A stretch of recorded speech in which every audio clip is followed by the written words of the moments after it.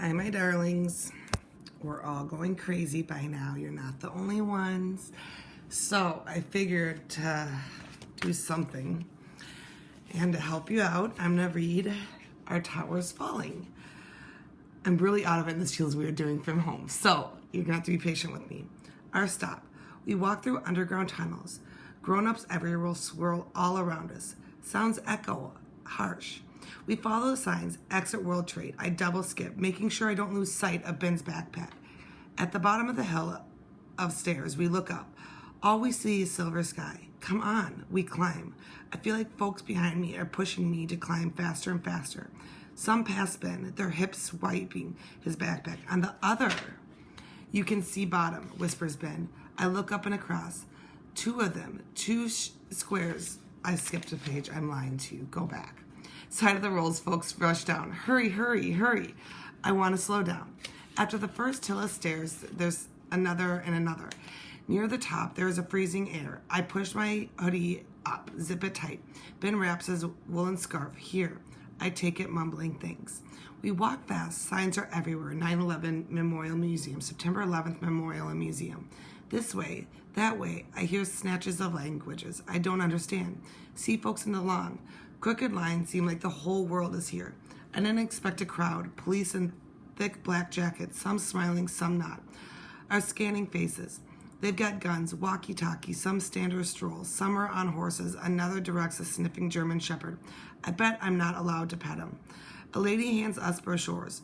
We're in, past the gate. Ben squeezes my hand. The sky is overcast, the mood serious. People are polite, and Ben and me shuffle as the line moves, nervously hoping no one asks about parents or teachers. The walkway widens and widens. First thing I see hundreds of oak trees. They're young, thin, with peeling bark, branches prickling the air. The frost has made some leaves wilt, droop, others are turning orange gold. I don't hear birds, just water. It rushes, pours like I imagine a waterfall would. I can't explain, the water calls me. Come on, Ben, my heart beats fierce. Yet I feel mournful, my legs wait and slowing me down. Whoosh, whoosh. The water keeps calling, whispering. Come on, look, come on. I walk faster and faster, direct and straight. Ben is right beside me, and we both press our bellies against a thick ledge, leaning a huge black square hole. Water cascades down, down, down from all sides of the square, swirling, pooling, and descending into another deeper, darker, blacker square. You can't see bottom, whispers Ben. I look up and across, two of them. Two squares lined with water, draining into a smaller black hole. Footprints. These are the tower footprints. I mean, what's left? The foundation? Yeah, the movie said they dug over 70 feet down to support the towers. Both our heads tilt up. Air, sky, nothingness. No glass, no metal or concrete. In my mind, I see ghost outlines, shimmering towers touching the clouds. All around the footprints, people are stunned, looking down. Then up, then down. The man next to me is crying. His hands cover his mouth, but you can still hear his gurgling moans. I tug Ben's sleeve, whispering, these are graves too. Holes where the towers collapsed, where people died. Ben's face is bleak. My stomach hurts again. Our heads tilt down. Are bones, pieces of buildings still buried here? Did ashes mix with dirt? I shiver. Wind shakes the trees, whips the woolen scarf. I blink against the cold. Nothing beautiful happened here, but the sight is beautiful. Water falls 30 feet before streaming into another square that seems bottomless. He reads the brochure. It's a void. What's a void, Ben? Nothingness, he reads. A space unfilled, unoccupied. I inhale, exhale, feeling a strange peace. Mist rises from the waterfall. My face is slightly damp. Polished rock glistens. It's both horrible and peaceful. Ben slings his backpack to the ground, takes out his book, and starts sketching. You're a real artist, Ben. Reflecting absence, the brochure said. That's when they call this part of the memorial. It does, doesn't it? Reflect what isn't here. And the water, Ben makes it clean, special. Ben draws water. Sorry. Around us is a forest of trees. I think nothing can live without water. It's a metaphor, I said. Like we study in stories, poems, water is life. Tears, Ben replies, layering charcoal lines, constantly falling. Feels better after you cry. The man beside me has stopped crying, healing. Can I have that? The man asks. I've never seen Ben shy. His cheeks flame. He mumbles, his hands covers a sketch. You're not from here in New York, I say. He's wearing a plaid cap. Big red earmuffs hang over the cap. Kansas. This is my daughter. He points at the ledge we've been leaning on. Names. I was drawn to the holes. The water. My mind didn't connect the markings. So if you can see, these are the pictures. His drawings. Names. Hundreds, thousands of names, etched in bronze so no one forgets. The man's fingers traces K, T, and A. She always wanted to work in New York. He wipes his eyes. See this name? It's her friend. They worked in the same office. Got a picture of your daughter? He reaches inside the coat, hands shaking. He opens his wallet. She looks just like her dad. Brown hair, small blue eyes, pretty white teeth. Her college graduation. He doubles over, one hand covering his daughter's name. Even though he's a grown-up, I want to pat his back like I do Ray and Lita's. Ben folds the picture, touches the man's free hand. The man grabs it, pressing it against his chest. Ben and me move away, giving the man privacy. We cross the South Tower footprints. Some horrible, beautiful, more and more names. Looking around the footprint, I see white roses sticking out from the grouped letters. One rose is across from me. The other one's side of the void. Another is just to Ben's right. Here comes their roses. I would have been their birthdays today. It's startled by the rough voice, surprised the dead have birthdays. A policeman stands behind, but between Ben and me, 9 white roses today. Some days 2 or 3, some days more. The policeman reminds me of Pop.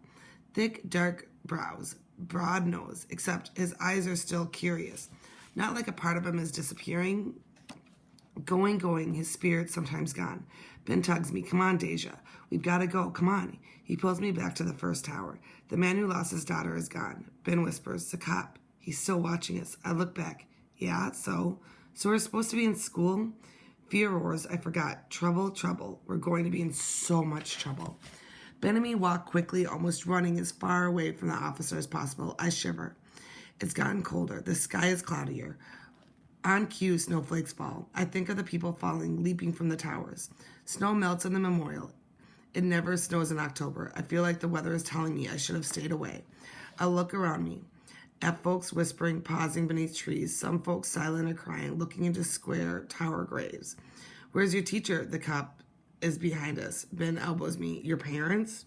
Ben starts creeping, walking backwards. We're going inside the museum. I nod, my feet creeping too. I've been watching you, says the officer, moving forward as we move back. You shouldn't be here alone. You should be with an adult. His face is kind, but his uniform is scary. Everything black except for his handcuffs and dangling from his belt. Kids should visit the museum with a parent, a teacher. I gulp at the handcuffs.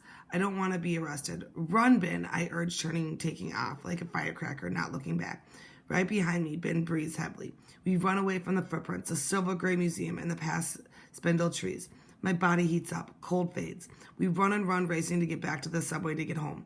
Racing, I know, without question. Ben is my best friend. Racing, I realize I don't understand Pop. I still don't understand Pop.